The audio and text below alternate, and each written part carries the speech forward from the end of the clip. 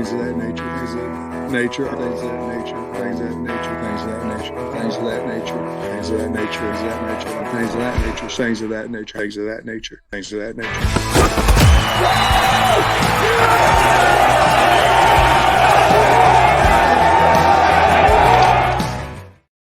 And welcome into the Pod of That Nature here on Inside Arkansas, doing a little preview action of Arkansas and Oklahoma State. The game will be played tomorrow, folks, 11 a.m. Central Time, and it's going to be a big one of the bigger games in the SEC. And, of course, we got to talk about it with someone who knows both programs. He's going to be on the sidelines, too, if you're watching the television broadcast. It is Taylor McGregor of ESPN and the SEC Network. And what's up, Taylor? It's been a long time, but appreciate you making some time for us today. Yeah, it was only a year ago when I did the Arkansas game in Florida. So I think I talked to you around then. So glad to be back on, and I'm super excited to have another Razorback game. And I want to make this clear for all the Razorback fans out there. So Taylor did that game last year, which of course went to overtime. And the only other Arkansas game she did was the Kansas game in the Liberty Bowl, which was insane. So based on those trends, Taylor, it feels like this game might have a lot of indications that's going to be overtime and insane and one of the crazy games of the week, maybe the season. Yeah, it's the way that it goes when I'm on an Arkansas game. It goes into overtime. So 2 for 2 in overtime games, and Razorback fans will like to know that I'm also 2 for 2 in Razorback wins. But of course, I am neutral as a reporter. I just always cheer for a good game. So overtime would be a lot of fun, and I would certainly be here for it.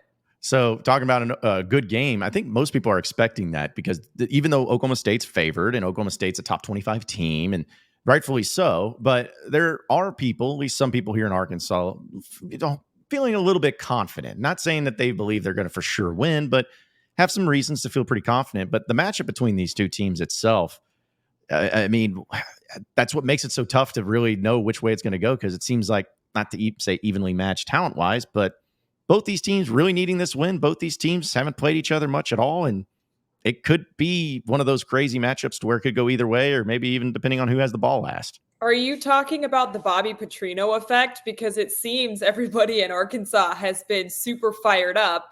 And of course, the result in week 1, when you put up 70 points, certainly helps. So I'm really excited to see this Arkansas team against a really talented Oklahoma State team. With all due respect to UAPB, they're not exactly a Power 5 or Power 4 team. So to see Arkansas against a team that has a lot of talent will be a true evaluation of where this program is.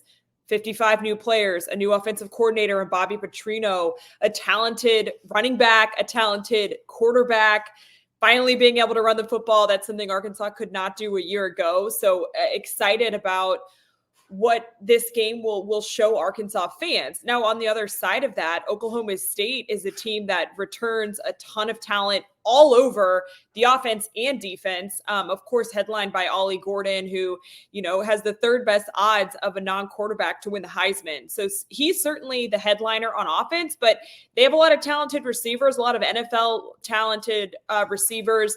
Alan Bowman, a quarterback who's been around forever, and so he has experience. And then I think their offensive line is the most experienced. Well, they are the most experienced offensive line in terms of starts in the country, and it might be ever now, with all these 6, 7, 8-year guys in college football. So it's going to be a great matchup, and I really think a great litmus test for both programs to see where they're at in the early parts of this season. Well, since you kind of brought it up, I do want to ask, because I know you went to the University of Arkansas around this time. But Bobby Petrino being back at Arkansas it's still hard to kind of grasp. It's a crazy thing. Like, what did you make of that when that happened, and also, the job that he could do at Arkansas this season? It's still crazy to me.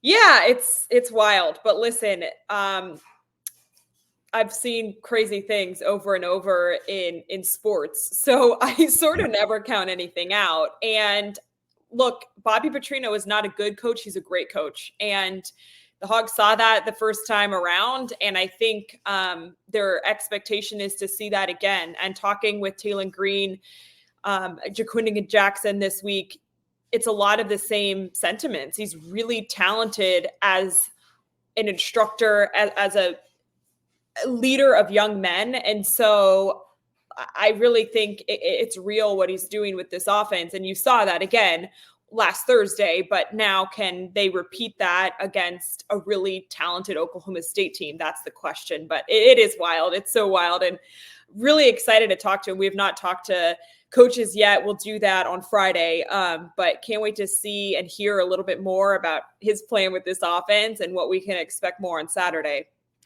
Well, and also on the other side too, one of the things that I've been fascinated about with Mike Gundy is that he's had a lot of success at Oklahoma State. In fact, I feel, at least in my research, that other than his first season, he has never lost less than 7 games in a year, which for those who doing the math, that means he's had a winning season every year. So been one of those stable coaches, but it's so unique in college football, especially nowadays, where you have such a long tenured coach at one school, but also that level of success.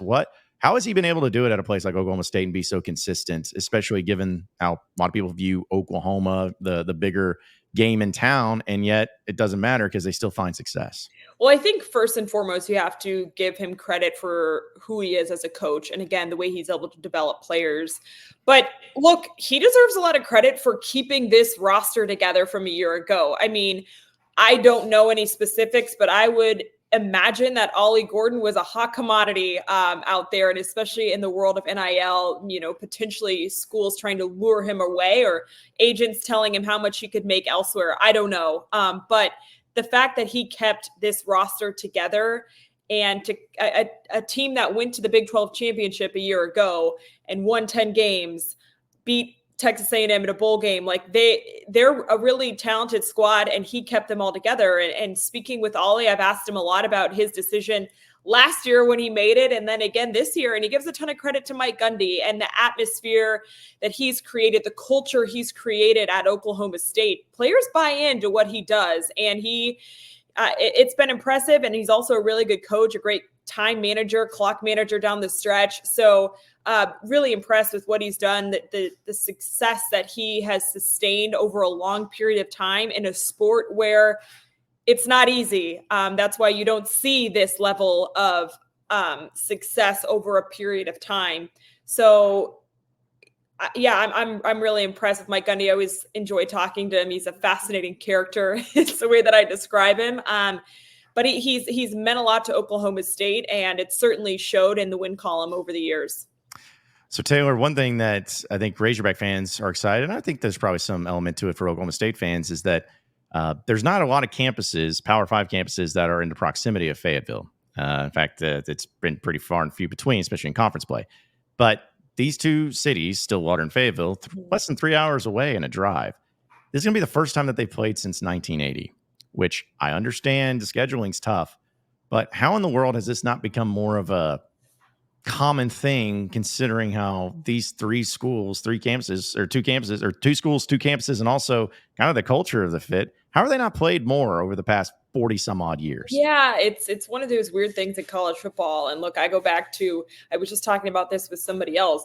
One of the cool things about having Texas back in the SEC, or in the SEC, I should say, is you get that Texas A&M rivalry back, because it's crazy to think that the two biggest schools in Texas, the proximity they are, did not play for the last decade. That is insane to me. And I would say the same is true for schools like this. The different conferences create a challenge, but when you have so many kids that were probably recruited by both programs, a lot of the students at the respective schools might have taken visits to both schools or have high school buddies that, go to the other school just because of the proximity. Yeah, it creates a fun dynamic, and it's always fun to see these types of games play out. I wish it happened more, but that's a little bit out of my control for sure. Yeah, because it's one of those things where Arkansas, they're very unique, obviously, and then joining the SEC made them very unique. But they've also played in basketball, they've played in baseball numerous times, but just never in football. But that's going to change this weekend. So do you feel like, I know college football is changing literally by the second. It's hard to keep up, but you think maybe that this is something to where later down the road, maybe more permanent, maybe when the A&M game is out of Arlington, but Jerry Jones still wants his boys, still wants his Hogs playing in his stadium, maybe they do an Oklahoma State thing. I feel like could be a budding, I don't even want to call it a rivalry, but a budding thing that could make it a little bit more permanent or a little bit more frequent. Well, forward. To be honest, with the perspective of Oklahoma State, I want to see them play OU. I want Bedlam. Like, it's crazy that OU joins the SEC and now those teams will not play in football. To me, that's insane. And that was the same thing with the Texas A&M. So before I want to see Oklahoma State consistently play Arkansas, I want to see Oklahoma State consistently play OU, because that's a rivalry that should be upheld. Again, I get it. The different conferences in college football is changing, but come on, like, you got to play your biggest rival. I mean, their biggest rival, OU's biggest rival, they would say, is Texas. But like, in state, like, let's go. Those two schools need to play. I don't understand why that, because it's pretty common. You mentioned Texas and Texas A&M and how they didn't do it. I guess it's just pride that gets in the way of it all. But yeah, like Bedlam was always, just one of those fun little matchups that had chances to get chaotic and crazy and wild. But yeah, I don't understand why in modern college football you don't stick with playing your rivalry, especially everyone's about making money. And I feel like those are the types of games that's going to make the most money for both schools. I don't know. But, above my pay grade. Yeah, it's like, but who knows? Oklahoma State may be in the SEC in 2 years for all we know. Like, who knows at the rate that this is going. So, but Taylor, I know also, before I let you go, that of course this game being played in Stillwater. Have you been to Stillwater before? Have you done a game in Stillwater? Okay. Yeah, I did a game there last year. I did homecoming there, which was awesome. It was sold out crowd. I will tell you, it's a sneaky, really tough environment to play on the road. I mean, these guys are on top of you, and we'll probably showcase that in our broadcast for those who aren't there. I mean, the sidelines are tight, and those fans are on top of you. So Arkansas is no stranger to playing in hostile environments in the SEC, but this is a challenging one. And I think interesting too, with the new comms devices and just 55 new players, like, they didn't really get tested week one as far as atmosphere and opponent, but they will be tested this week. And especially with that environment, crowd noise, how does that impact the comms? We don't really know. So I think there are a couple storylines that may or may not play a factor that I'll have my eyes on.